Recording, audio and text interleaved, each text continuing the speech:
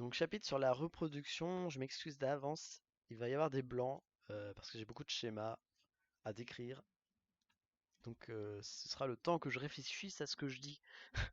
Donc on a la multiplication sexuée qui est caractérisée par la fusion d'un gamète mâle et d'un gamète femelle.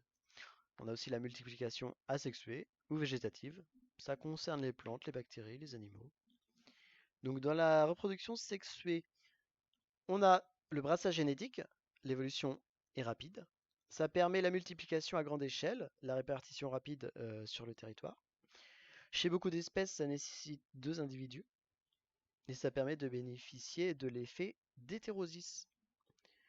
La multiplication asexuée, elle, n'a pas de brassage génétique. C'est une évolution par mutation et c'est du clonage. La multiplication est rapide à petite échelle. L'anatomie des organes reproducteurs. Donc il y a la prostate, elle fabrique les substances qui entrent dans la composition du sperme. La vésicule séminale, elle produit des sécrétions, substances qui vont nourrir les spermatozoïdes, des protéines et des glucides, hein. La glande de Cooper, elle produit des sécrétions, substances qui vont désinfecter l'extrémité du pénis. La physiologie de la reproduction.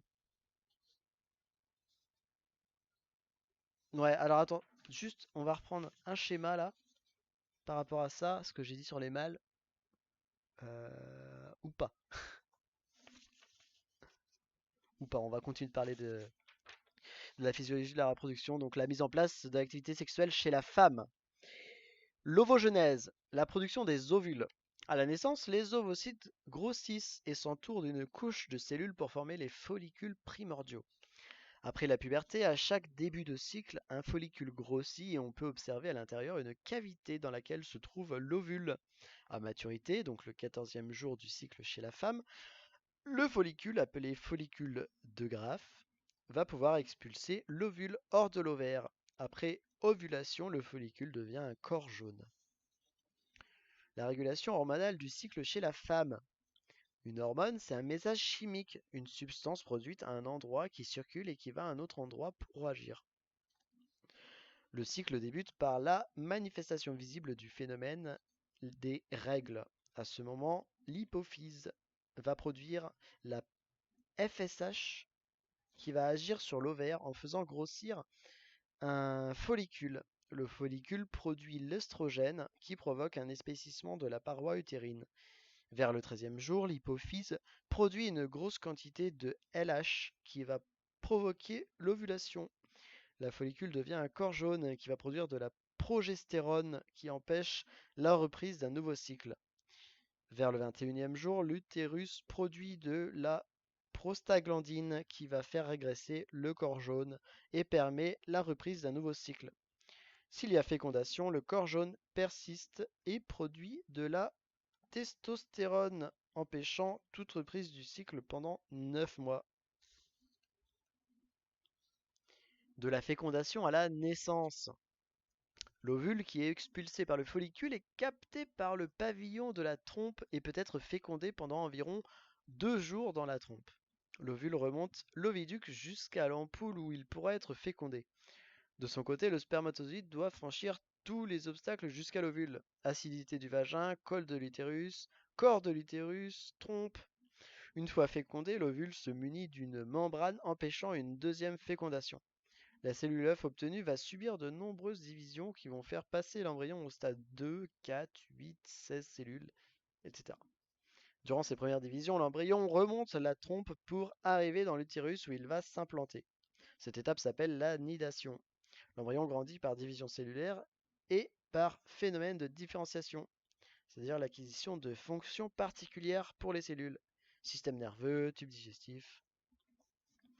Le lien entre le fœtus et la mère se fait par des cotylédons qui vont permettre la diffusion des nutriments, de l'oxygène et du CO2 sans passage direct du sang.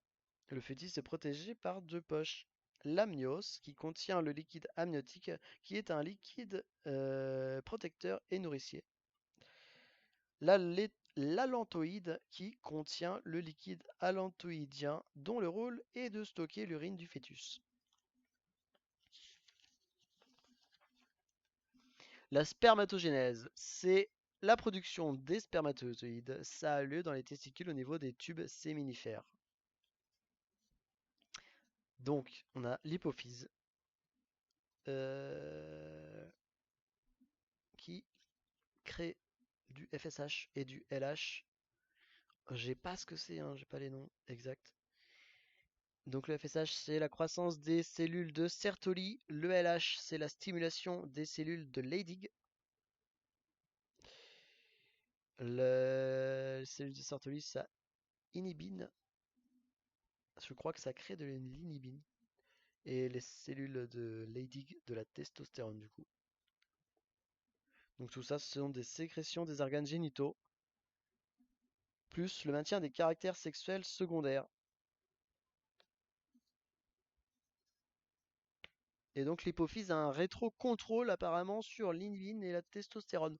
C'est parti très loin tout ça, hein. Au niveau des schémas, donc là j'ai un schéma de l'appareil sexuel d'un homme, d'un mâle. Donc on voit hein, en arrière la colonne vertébrale, l'intestin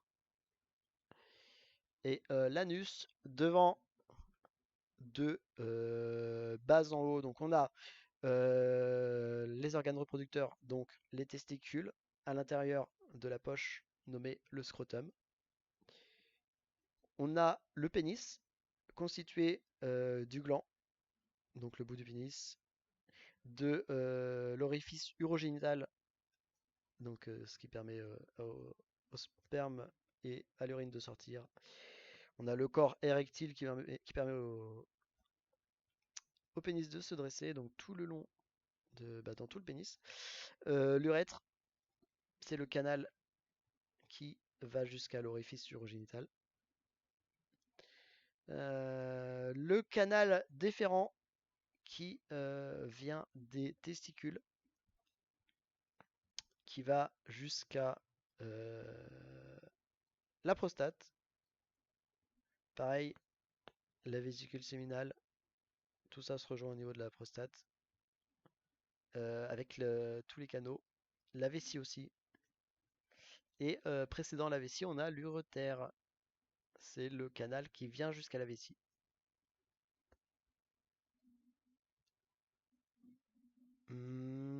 Qu'est-ce que c'est que tout ça? Les tubes séminifères pelletonnés par 2 ou 3. Il y en a 500 à 1 millier dans chaque testicule. Le canal déférent qui sert à envoyer tout ça. Le canal de l'épididyme, très long, pelletonné à l'intérieur de l'épididyme. Ça, c'est la composition des testicules. On a un schéma aussi d'un taureau. Euh, donc de haut en bas, on a l'anus. Non, on va faire de bas en haut. De bas en haut, donc on a le testicule, l'épididyme, qui est l'espèce de canal qui remonte, qui entoure le canal déférent en fait. On a un cône vasculaire, donc pareil, qui entoure le canal déférent. On a l'ampoule du canal déférent, c'est la jointure avec la vésicule séminale. Ensuite, on a la prostate. On a l'urètre que je ne vois pas là, étonnamment. On a la glande de Cooper qui est juste après, donc tout se suit, hein, qui est juste après la prostate. On a je sais plus comment ça s'appelle, le sphénien. Le sphénien, en fait, chez le taureau, c'est ce qui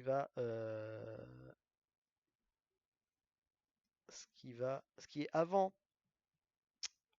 le pénis et qui est attaché avec un muscle rétracteur et qui va permettre au pénis de sortir ou rentrer. C'est c'est pas du tout pareil que chez l'homme. Et bien sûr aussi, il y a la vessie, hein. Et au bout du pénis, hein, le gland du taureau. Euh, les... dans les testicules, donc faut se représenter ça en une cellule circulaire avec au milieu les spermatozoïdes prêts à partir et au bord les cellules des spermatozoïdes en construction. Donc ces cellules-là, à la base, avant que le spermatozoïde soit créé, ce sont les cellules germinales, entourées des cellules de Sertoli, donc avec le cytoplasme et des noyaux, hein, celles qui créent les spermatozoïdes en fait, qui créent les cellules germinales. Après, on a les spermatozoïdes qui sont créés, voilà, ça se fait très vite, hein. On a des capillaires sanguins entre chaque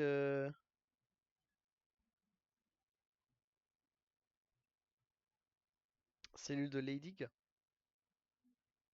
apparemment.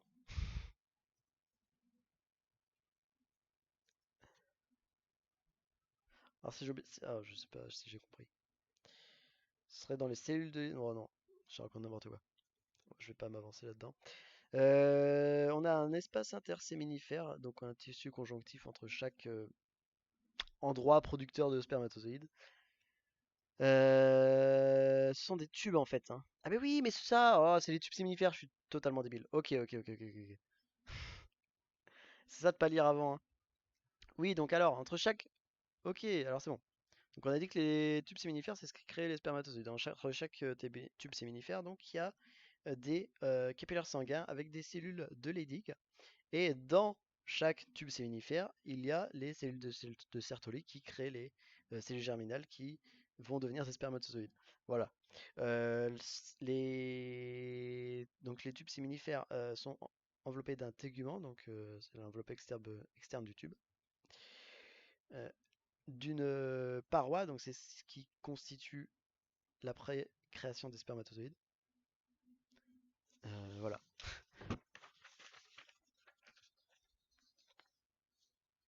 Je réapprends en même temps, hein. Chez la femme, pareil, colonne vertébrale, intestin, anus, à l'arrière, de bas en haut, devant, on a donc la vulve.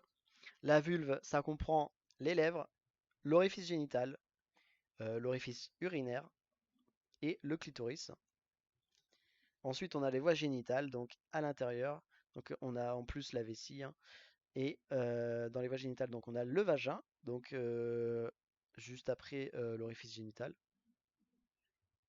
Le col de l'utérus, un peu plus haut. L'utérus, encore plus haut. Les trompes, toujours plus haut.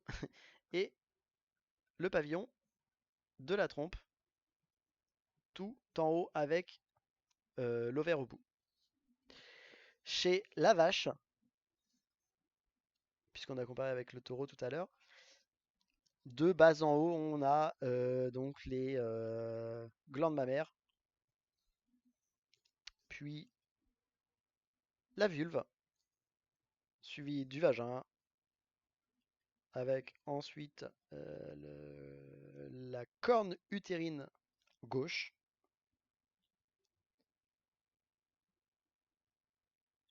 parce que, comment dire, ça s'enroule, c'est pour ça que c'est appelé une corne. Le caroncule, l'oviducte gauche, puisqu'on ça fait c'est séparé en deux, hein. Ça fait deux cornes, un peu comme un bouc.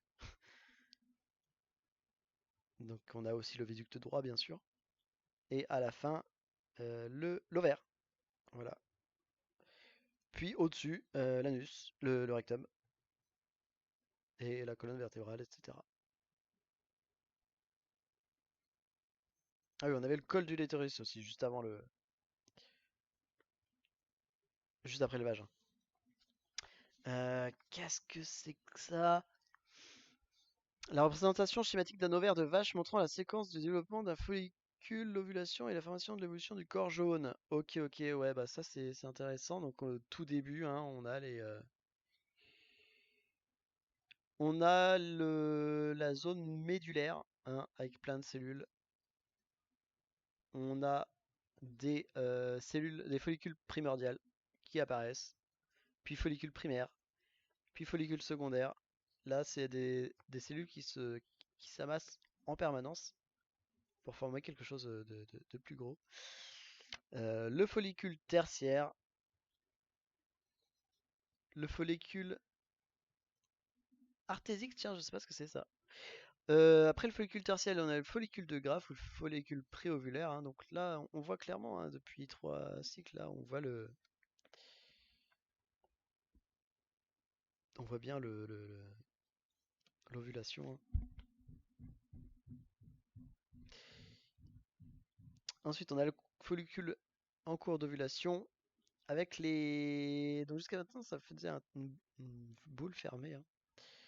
Et là, on a des sigmas. Donc c'est une zone d'amincissement de l'épithélium et de la thèque. Donc on voit que ça s'ouvre et que l'ovule s'en va.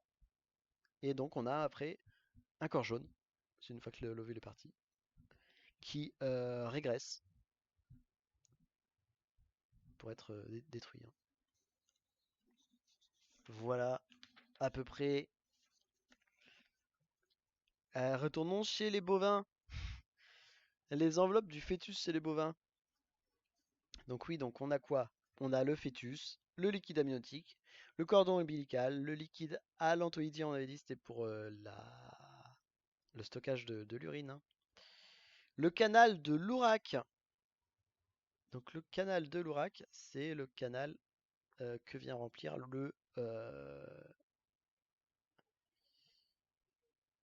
qui vient vers la poche de liquide allantoïdien. De l'allantoïde, quoi. Euh, Tout ça, c'est dans l'utérus, hein, enveloppé de chorion. Le fœtus est dans l'amnios.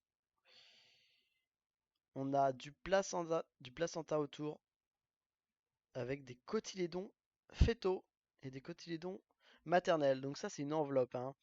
Tout ce qui est placenta, chorion, utérus, hein, c'est l'enveloppe. Le cordon ombilical, la jonction mère-fœtus. Fœtus de 3 mois. Donc on peut voir qu'il a grandi. On voit l'allantoïde, le liquide allantoïdal, liquide amniotique, artère ombilicale, veine ombilicale, cotylédon maternel, matrice, chorion. Bon, c'est pas très intéressant. Pendant la gestation, ah oui, on voit le système de circulation sanguine. Les poumons n'ont aucun apport, hein, tant que le fœtus est à l'état de fœtus. Donc sitôt la mise bas, hein, pendant la gestation, les poumons sont hors circuit, le sang passe directement de l'oreillette droite à l'oreillette gauche, puis dans le ventricule gauche qui le pulse vers l'aorte. Sitôt la mise bas, les poumons entrent dans le circuit, le sang passe de l'oreillette droite au ventricule droit qui le pulse vers les poumons, l'artère et la veine ombilicale se ferment ainsi que l'orifice qui faisait communiquer les deux oreillettes.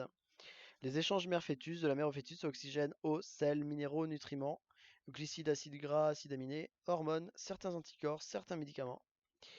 Du fœtus à la mère, gaz carbonique, eau, autres déchets, plus certaines hormones sécrétées par le placenta, la progestérone surtout. Ok. Au niveau des manifestations du cycle chez la femme, au bout de combien de jours l'ovaire libère-t-il l'ovule? Au bout de 14 jours.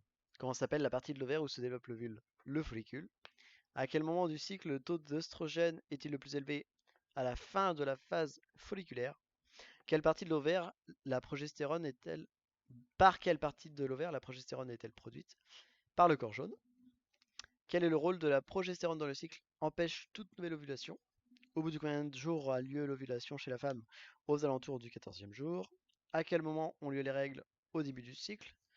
Combien de temps dure le cycle de la femme en moyenne? Environ 28 jours. Comment s'appelle la partie du cycle qui précède l'ovulation?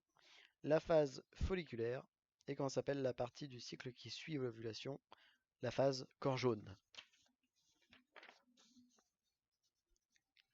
Les manifestations du cycle. À chaque cycle, les ovaires libèrent un ovule.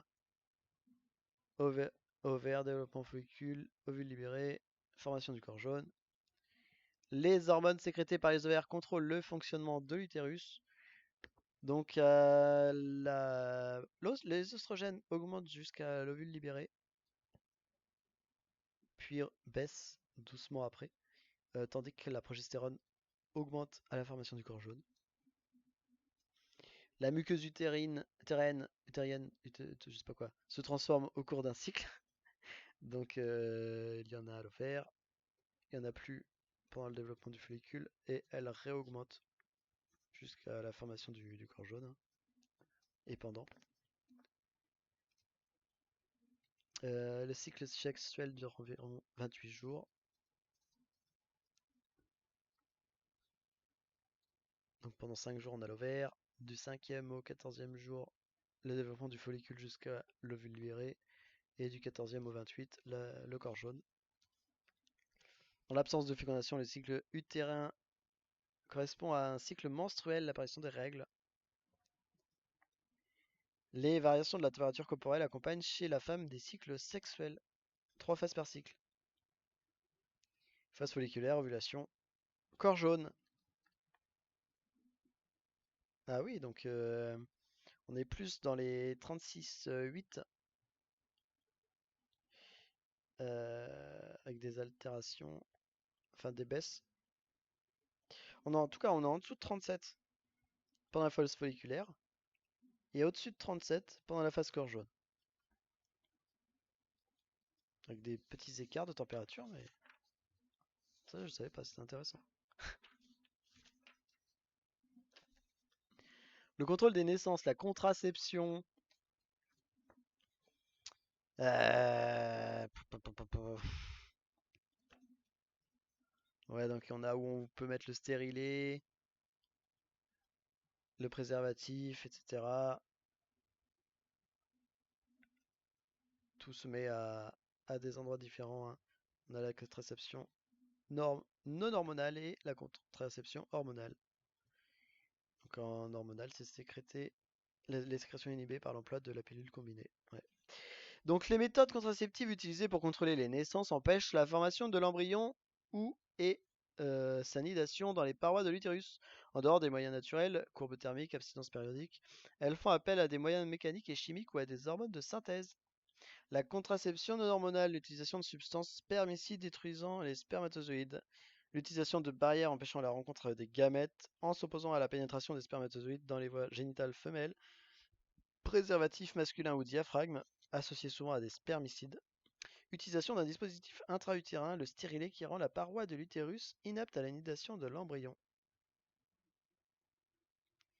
Contraception hormonale, l'utilisation de pilules contraceptives généralement combinées, c'est-à-dire formées d'une association d'œstrogène et de progestérone de synthèse, normodosées ou mini-dosées, prises de façon continue pendant 21 jours avec un arrêt de 7 jours. Elles agissent à 3 niveaux. Hypophyse, en inhibant la production des gonadostimulines FSH et LH. Il n'y a alors ni cycle ovarien ni ovulation. Endomètre de l'utérus qui s'atrophie et devient impropre à la nidation. Glaire cervicale qui devient imperméable aux spermatozoïdes. Une pilule mini-dosée, c'est un médicament anticonceptionnel constitué d'une association d'œstrogène et de progestérone de synthèse renfermant 30 microgrammes d'éthényl-ostradiol. Et la pilule normodosée, c'est un médicament anticonceptionnel constitué d'une association d'œstrogène et de progestérone de synthèse renfermant 50 microgrammes d'éthényl-ostradiol.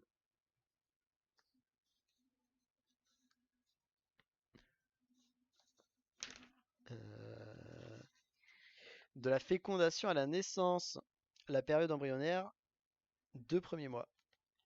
Après la fécondation, la cellule œuf chemine à travers la trompe tout en se divisant, c'est la segmentation.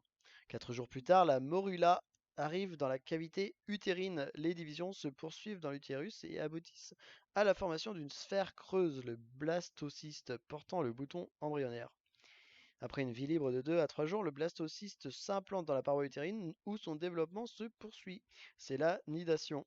Le bouton embryonnaire donne l'embryon, alors que les cellules externes forment avec les cellules utérines voisines le placenta qui assurera les échanges entre les circulations fœtales et maternelles tout au long de la gestation, la grossesse. Au cours de cette période embryonnaire, les cellules placentaires sécrètent une hormone, la gonadotropine chorionique humaine, HCG, qui permet le maintien du corps jaune progestatif produisant la progestérone. Vers la 5e semaine, le placenta prend le relais, produisant alors assez de progestérone pour maintenir la grossesse. Le blastocyste, stade du développement embryonnaire formé d'une sphère creusée d'une cavité dans laquelle fait saillie le bouton embryonnaire. HCG, Human Chorionic Gonadotropine. Morula, stade du développement embryonnaire constitué d'un amas cellulaire ayant l'aspect d'une petite mûre. Nidation, pénétration active et complète du blastocyste dans l'endomètre, permettant la mise en place de relations fonctionnelles avec l'organisme maternel.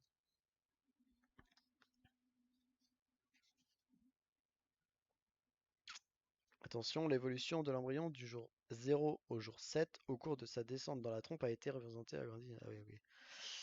C'est parce que je suis en train de regarder un schéma hein, en même temps.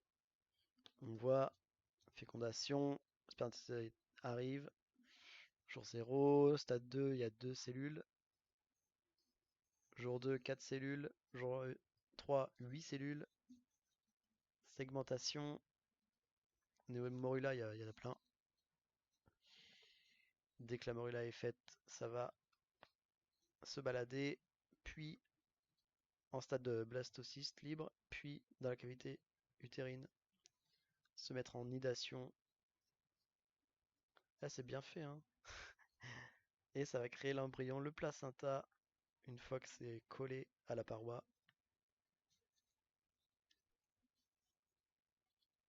Ok, ok.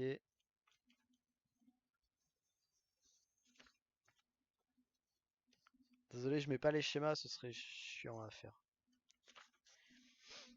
Le contrôle hormonal des cycles. Comment ça se lit ça?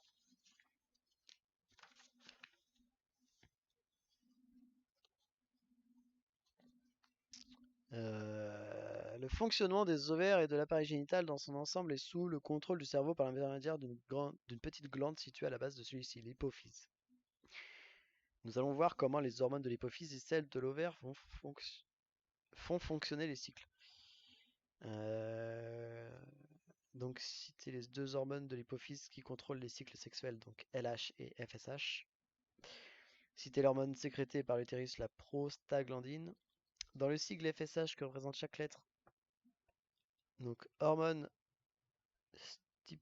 stimule follicule. Dans le sigle LH que représente chaque lettre, hormone lutéale.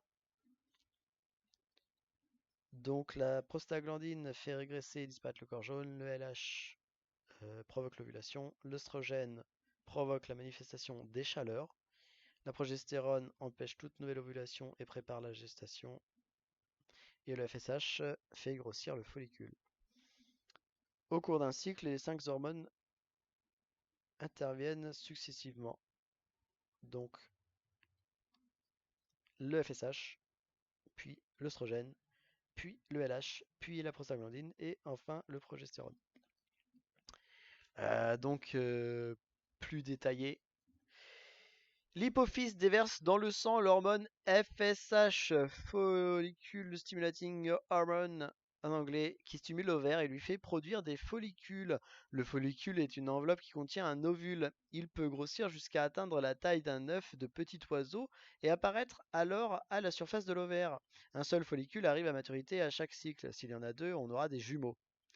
Les follicules sécrètent des hormones, les estrogènes ou folliculines. Ces hormones provoquent la manifestation des chaleurs. L'hypophyse déverse dans le sang l'hormone LH, luteinizing hormone en anglais. Cette hormone stimule l'ovaire pour assurer l'éclatement du follicule arrivé à maturité. L'éclatement du follicule libère l'ovule, c'est l'ovulation, qui va pouvoir être fécondé par la semence du taureau si l'on a inséminé la vache en temps voulu, ou la femme. L'éclatement du follicule provoque une petite hémorragie, c'est pour cela que l'on peut parfois observer un peu de sang à la vulve 48 heures après les chaleurs. La follicule éclatée laisse une cicatrice qui bourgeonne et forme le corps jaune. Ce corps jaune grossit et apparaît à la surface de l'ovaire en forme de bouchon de champagne. Il sécrète de la progestérone pendant toute cette phase du cycle. Si l'ovule a été fécondé pour former un embryon, le corps jaune conserve le même volume pendant la gestation et continue à sécréter la progestérone qui va bloquer le cycle sexuel, empêchant toute nouvelle ovulation ainsi que, sauf exception, toute manifestation de chaleur. L'utérus sécrète une hormone en l'absence de fécondation, la prostaglandine. Cette hormone agit pour la disparition du corps jaune et le cycle recommence alors. La disparition du corps jaune se fait progressivement alors qu'il a atteint sa taille maximum entre 8 et 18 jours après les chaleurs. Il y a donc normalement sur l'ovaire en activité plusieurs corps jaunes en voie de régression. L'un d'entre eux est plus volumineux jusqu'au 17e et 18e jour du cycle. Si la vache est pleine, l'utérus ne fabrique pas de prostaglandine. Le corps jaune se maintient pendant toute la gestation et les cycles sont interrompus. Après le vélage, les cycles sexuels reprennent.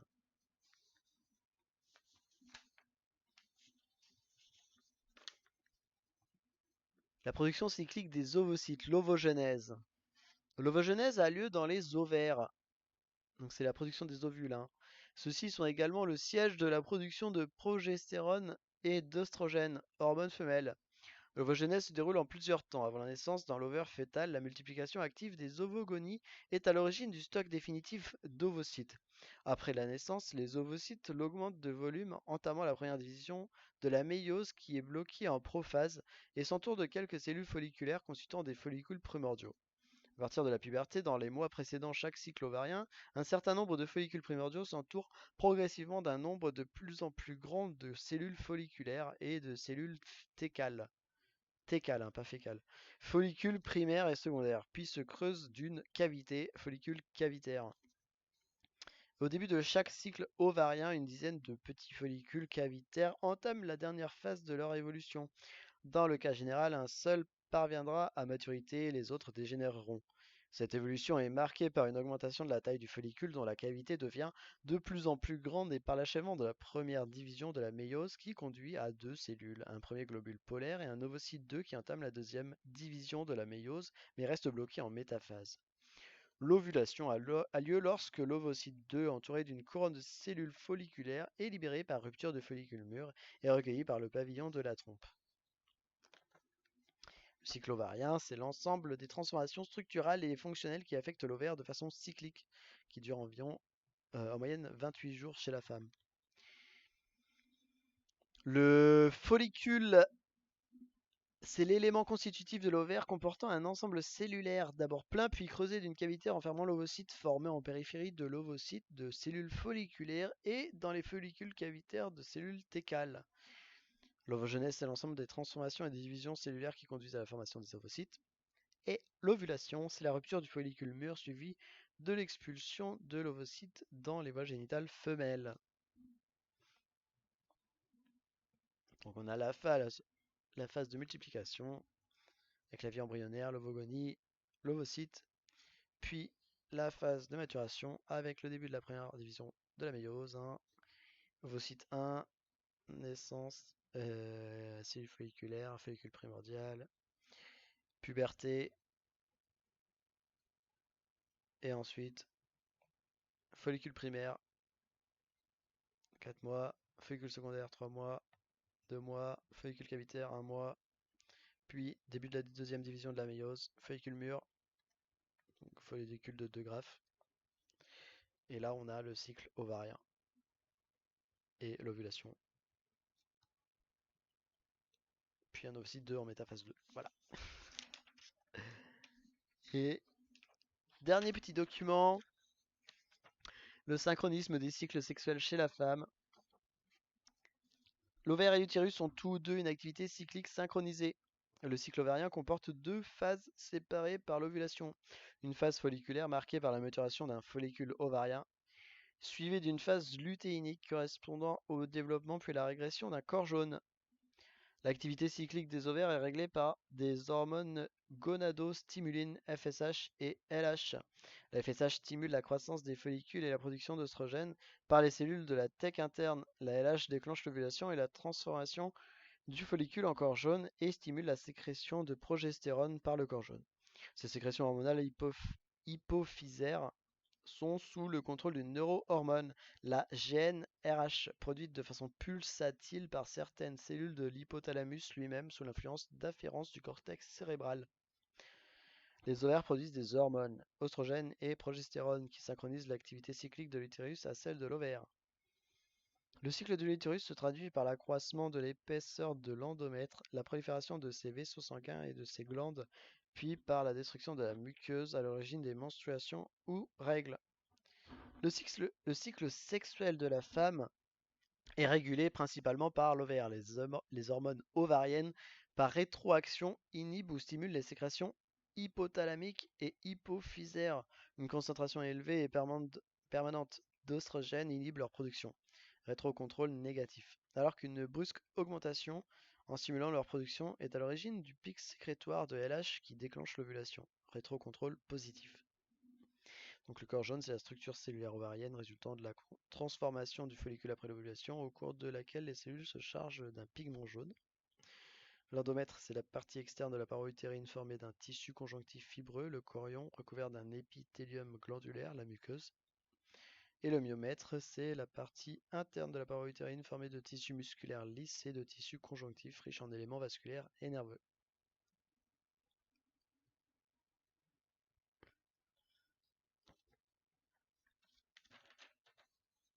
Voilà, voilà. Pas grand chose d'autre à dire. C'est la fin de la reproduction.